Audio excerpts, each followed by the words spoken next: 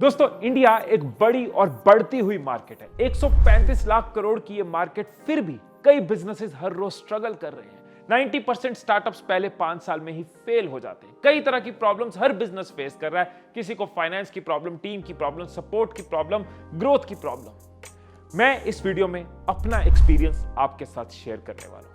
पिछले कई सालों से मैंने कई छोटी बड़ी कंपनीज को ट्रेन किया है, कई बिजनेसमैन, कई फ्रीलांसर्स को ट्रेन किया है, अपने बिजनेस को रन किया है और ये सारे एक्सपीरियंसेस लेते हुए मैंने बहुत कुछ सीखा है। सो अगर आप किसी भी साइज का बिजनेस करते हो या कभी भी फ्यूचर में लाइफ में बिजनेस करना चाहते हो तो ये वीडियो आपके लिए एक जीपीएस की तरह काम करेगी। कुछ ऐसे फंडामेंटल्स, कुछ ऐसी इंपॉर्टेंट चीजें आपको बताएगी जो मुझे लगता है काश मुझे तब पता होती जब मैंने बिजनेस करना शुरू किया था। तो शुरू करते हैं फर्स्ट पॉइंट के साथ। अगर हम बिना सोचे कि कहां जाना है, गाड़ी चला रहे हैं, चलाए जा रहे हैं, मस्ती तो हो रही है, फन तो हो रहा है, मजा तो आ रहा है, लेकिन कुछ टाइम बाद अनसेटिस्फाइड फील होगा ना, एमलेस फील होगा कि कर क्या रहे हैं। इसी तरह से कई लोग बिजनेस शुरू करते हैं लेकिन उसके पीछे कोई क्लियर विजन नहीं होती, ये नहीं पता होता कहां जाना है। बिजनेस क्यों शुरू किया?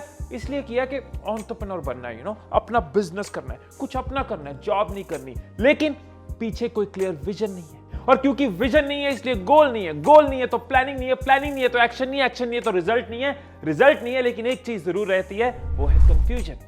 मैंने अपना पहला बिजनेस शुरू किया, अच्छा कमाया, लेकिन तब भी फेल हुआ। क्यों? क्योंकि विजन नहीं थी। और जिस दिन से लाइफ में ये क्लियर हो गया कि मेरी विजन क्या है, तब से लाइफ में ग्रोथ आनी शुरू हुई, तब से हर चीज सही होनी शुरू हुई। जब मैंने डिसाइड कर लिया कि मेरी विजन है लोगों की लर्निंग और अर्निंग में हेल्प करते हुए अपने आप को ग्रो करना है, अपने बिजनेसेस को ग्रो करना है, तब से कोई भी अट्रैक्शन रास्ते में आई, डिस्ट्रैक्शन रास्ते में आई, कई तरह के लालच आए नहीं होंगे। पिछले 9-10 साल से ये काम कर रहा हूं, कई लालच आए, कई ऑफर्स आई, कई तरह के चमकते हुए सितारे सामने आए, लेकिन विजन क्लियर थी, मुझे क्लियर थी, इसलिए मेरी टीम को क्लियर थी, हम सबको क्लियर थी, तो हम भटके नहीं, ग्रो करते गए। बिजनेस में जिन भी लोगों ने रेवोल्यूशन क्रिएट किया है, कभी भी कोई ऐसा नहीं कहेगा कि पता नहीं कब बिजनेस बिल्ड हो गया, कब एम्पायर बिल्ड हो गया। हर रेवोल्यूशनरी बिजनेसमैन के पास उसकी विजन डे वन से थी। आज से 150 साल पहले जमशेदजी टाटा ने जब बिजनेस शुरू किया तो विजन बड़ी क्लियर थी कि इंडिया को सेल्फ रिलायंट बनाना है। उस टाइम पे उन्होंने मेक इन इंडिया सोचा, जब मेक इन इंडिया होता नहीं था कुछ, कि इंडिया अपना कपड़ा क्यों नहीं प्रोड्यूस करता, इंडिया अपना स्टील क्यों नहीं प्रोड्यूस करता, इंडिया के पास अपना होटल क्यों नहीं है। ये थी एक विजन जो आज भी चल रही है। 150 साल बाद भी टाटा ग्रुप उस विजन के साथ चल रहा है। तो आपके पास भी आपके बिजनेस को लेके विजन क्लियर होनी चाहिए। घबराओ नहीं, हम अपने सेकंड पॉइंट पे आ गए हैं। अगर हफ्ते में 10 मिनट लगा के मैं चाकू की धार को तेज कर लूं तो पूरा हफ्ता सब्जी है ना, वो जल्दी कटेगी, कम टाइम में ज्यादा कटेगी। मैं इसको रखता हूं, अगली बात करता हूं।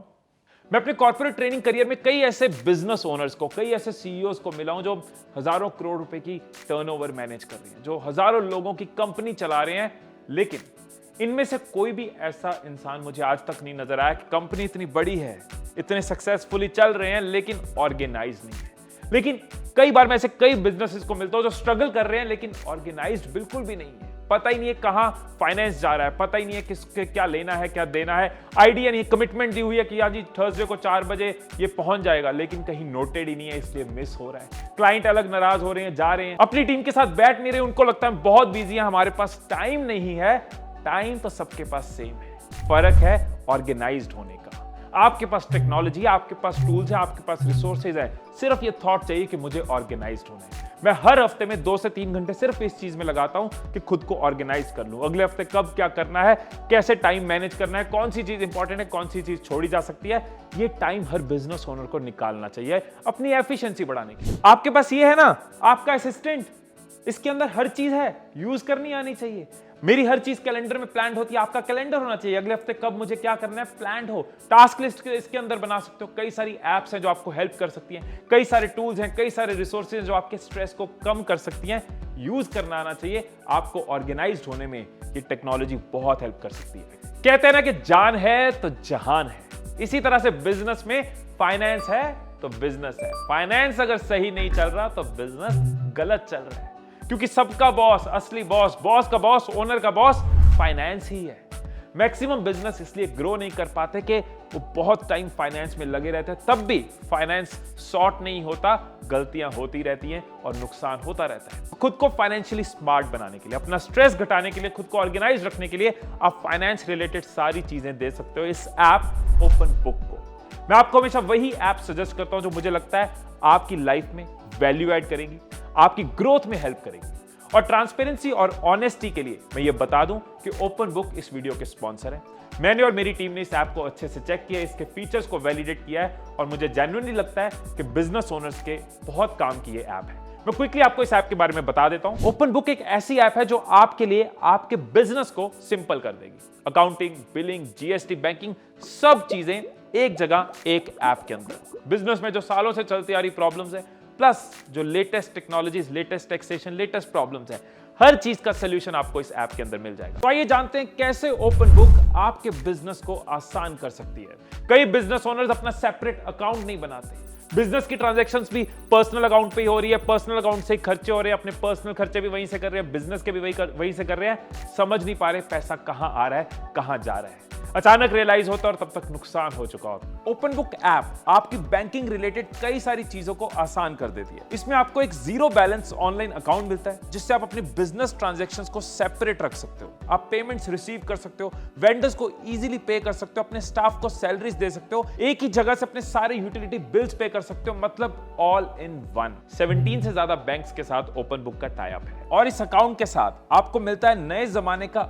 Online debit card atria one. ये एक ई डेबिट कार्ड है जिससे आप अपने बिजनेस रिलेटेड परचेजेस और पेमेंट्स को कर सकते हो और इसके लिए आपको कोई सेपरेट ज्वाइनिंग फी या एनुअल फी नहीं देनी होती। कई बिजनेसेस के रिकॉर्ड्स प्रॉपर्ली मेंटेन नहीं होते, कस्टमर्स का रिकॉर्ड प्रॉपर नहीं है, पेमेंट्स का रिकॉर्ड प्रॉपर नहीं है, किससे कितना लेना है, किसको कितना देना है। इस वजह से कई रिलेशंस भी खराब होते हैं और माइंड भी इन चीजों में लगा रहता है। इसी तरह से आपके रिकॉर्ड्स, बिलिंग और इनवॉइसेस जैसी कई चीजों को ओपन बुक आपके लिए सिंपल कर देता है। स्टॉक्स को प्रॉपर्ली मेंटेन करने में भी ये ऐप आपकी हेल्प करती है। और टैक्सेशन, जीएसटी, टीडीएस, उन सबको मेंटेन करना, कॉम्प्लायंसेस को फॉलो करना, कितने बिजनेस ओनर्स का कितना टाइम इस चीज में जाता है और वो अपने कोर बिजनेस पे फोकस नहीं कर पाते। ये आपके लिए जीएसटी रिपोर्ट्स को ऑटोमेट करेगी, टीडीएस रिपोर्ट्स को ऑटोमेट करेगी। आप इसके थ्रू अपना टीडीएस फाइल कर सकते हो। सो चाहे आप एक एस्टेब्लिश्ड बिजनेसमैन है या फिर एक एस्पायरिंग बिजनेसमैन है, बिजनेस ग्रो करने की कोशिश कर रहे हैं, या एक फ्रीलांसर है, ये ऐप आपको फाइनेंशियली स्मार्ट बनाएगी। आप अपनी फाइनेंसिस का काम इस ऐप को दे सकते हो और अपनी कोर एरियाज पे, अपनी ग्रोथ पे फोकस कर सकते हो। इस ऐप का लिंक मैं आपको डिस्क्रिप्शन में दे दूंगा। और इसी के साथ हम चलते हैं अपने नेक्स्ट पॉइंट पे। अब आप ऐसे समझो कि ये जो बिजनेस है ना, ये एक गाड़ी की तरह है। अब आपकी गाड़ी को ये तो पता है कि कहां जाना है, विजन मिल गया है, लेकिन अगर गाड़ी में एक तरफ भार ज्यादा होगा तो क्या वो गाड़ी स्टेबल होकर चल पाएगी? यही हाल मेरा भी था। विजन क्लियर होगी, मैं सही डायरेक्शन में चलना तो शुरू हो गया, लेकिन स्टेबिलिटी नहीं आ रही थी क्योंकि कई सारी चीजें एक साथ करने की कोशिश कर रहा था। चैनल को भी बिल्ड कर रहा था, अपने प्रोफेशन को भी एस्टेब्लिश कर रहा था, वीडियोस भी बनानी है, कंटेंट पे रिसर्च भी करनी है, कैमरा भी सीखना है, कई दिन लगा के उसको एडिट भी करना है, लाइटिंग का भी ध्यान रखना है, सोशल मीडिया कैसे यूट्यूब डाला जाता है, मेथड्स को भी समझना है। इसके अलावा अपने प्रोफेशन में सारी ईमेल्स को रिप्लाई करना है, सारी कॉल्स को लेना भी जरूरी है क्योंकि अकेला था। ट्रेनर्स को देखना है, डील्स को देखना है, कौन सी असाइनमेंट कैसे मिल सकती है, किसको दी जा सकती है, कई सारी चीजें करने की कोशिश कर रहा था। देखो, अगर तो लेनी है सुपरमैन वाली फीलिंग कि देखो मैं कितना कुछ कर रहा हूं, सुपरमैन, फिर तो ये सही है। लेकिन अगर बिजनेसमैन की फीलिंग की बात करूं तो ये हमेशा करना सही नहीं है, ये बिजनेस के लिए सही नहीं है। मैंने समझा कि इससे तो मेरा स्ट्रेस बढ़ रहा है, जिसकी वजह से मेरी ग्रोथ रुक रही है और मेरी विजन की, मेरे प्रोफेशन की, मेरे करियर की, मेरे बिजनेस की स्लो डेथ हो रही है। और अपने पर्सनल एक्सपीरियंस से आपको बताऊं, कई सारे बिजनेस मीटिंग्स में कई सारे बिजनेसमैन से मैंने ये रेगुलरली सुना है कि यार काम करवाना बड़ा मुश्किल है, इससे अच्छा मैं खुद ही कर लूं। यार दूसरे को आता नहीं, मुझे आता है, मैं ही कर लेता हूं। अरे जितने में मैं दूसरे को बताऊंगा उतने में मैं खुद ही कर लूंगा। एक बात बताओ, अगर मैं अपने पांव को देखते हुए चलता रहूं, पूरा ध्यान पांव पे और चलता रहूं, लास्ट में क्या होगा? लास्ट में मेरा सर दीवार में बजेगा। और यही गलती बिजनेस करते हैं। अनइंपॉर्टेंट चीजों में, जो चीजें इंपॉर्टेंट नहीं है उनको फोकस करते रहते हैं, उसमें सारा टाइम बढ़ जाता है, उसमें ध्यान बढ़ जाता है और इंपॉर्टेंट चीजों पे फोकस नहीं कर पाते और धीरे धीरे बिजनेस जो है वो नुकसान में चला जाता है। क्विक फॉर्मूला जो हर बिजनेस के काम आएगा, analyse, train, define, review, thank. ये मैं फॉलो करता हूं, आपको भी दे रहा हूं। अपने कामों को एनालाइज करो, कौन सा काम है जो अब आपको करना छोड़ देना चाहिए और किसी और को दे देना चाहिए। एनालाइज, जैसे आपको समझ आए उस काम के लिए राइट पर्सन को ढूंढो, ट्रेन करो। ट्रेन, डिफाइन करो आपको क्या चाहिए, कब तक चाहिए। जब वो काम दे रिव्यू करो, रिव्यू करने पे फीडबैक है तो फीडबैक दो, और जो काम अच्छा किया उसके लिए उसको थैंक करो। ATDRT, जैसे जैसे मैंने इस चीज को समझा मैं डेलीगेट करता गया, और जैसे जैसे डेलीगेट करता रह गया ग्रोथ बढ़ती गई, क्योंकि अब मैं बैठ के अपनी वीडियोस को एडिट नहीं कर रहा, राइट पर्सन उसको एडिट कर रहा है। मैं अपने ऑपरेशंस को मैनेज नहीं कर रहा, राइट पीपल ऑपरेशंस को मैनेज कर रहे हैं। मैं अपनी कॉल्स को मैनेज नहीं कर रहा, राइट पर्सन मेरी कॉल्स को मैनेज कर रहा है। ऐसा करने से मैं सेम टाइम में ज्यादा कंटेंट क्रिएट करके ज्यादा लोगों की लाइफ चेंज कर पा रहा हूं। अपने प्लेटफॉर्म पे अपने बिजनेस में राइट एक्सपर्ट्स को जोड़ के मैं ज्यादा बड़ी विजन को सॉल्व कर पा रहा हूं। सो हमेशा खुद को ही क्यों ग्रो करते रहना है? जब हम दूसरों को डेलीगेट करते हैं, उनको ट्रेन करते हैं, हम उनको भी ग्रो करते हैं, और उनकी ग्रोथ के साथ हमारी ग्रोथ भी इंक्रीज होती है। किसी भी बिजनेस के लिए ग्रोथ की जो सीढ़ियां है ना, वो तब खुलती हैं जब वो डायनामिक एनवायरनमेंट को, मतलब बदलते हुए माहौल को, चेंजिंग टाइम्स को समझ पाता है, मतलब इवॉल्व कर पाता है।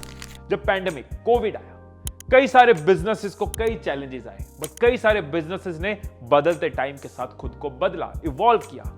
कई ग्रोसरी स्टोर्स ने, किराने वालों ने व्हाट्सएप पे ऑर्डर लेने शुरू कर दिए। पहले नहीं लेते थे, लेकिन उन्होंने टाइम को समझा और व्हाट्सएप पे ऑर्डर्स लिए और डिलीवरी करनी शुरू कर दी।